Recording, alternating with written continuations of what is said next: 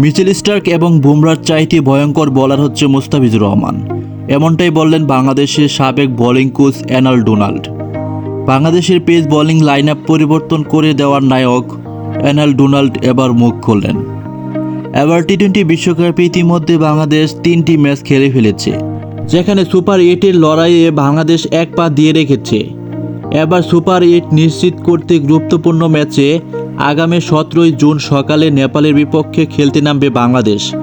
নেপালের বিপক্ষে বাংলাদেশের সহজ জয় তুলে নেবে এমনটাই মন্তব্য করেছে সাবেক ক্রিকেটাররা।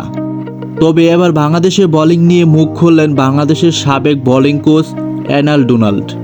নেপালের বিপক্ষে মুস্তাফিজুর রহমান ভয়ঙ্কর রূপ দেখাবে। গতকাল লাইভে এসে বাংলাদেশের পেস বোলিং লাইন আপকে প্রশংসায় ভাসিয়েছেন। তিনি বলেন, বাংলাদেশের সাথে দীর্ঘদিন কাজ করেছি। বাংলাদেশের প্রতিটি খেলোয়াড় সুন্দর মানসিকতার মানুষ। বাংলাদেশের পেস বোলিং দুর্দান্ত। বাংলাদেশের ব্যাটিং আর উন্নত করতে পারলে যে কোনো দেশকে হারাতে পারবে।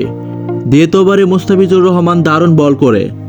নেদারল্যান্ডের বিপক্ষে দারুণ বল করেছে। নেপালের বিপক্ষেও দারুণ বল করবে মুস্তাফিজুর রহমান।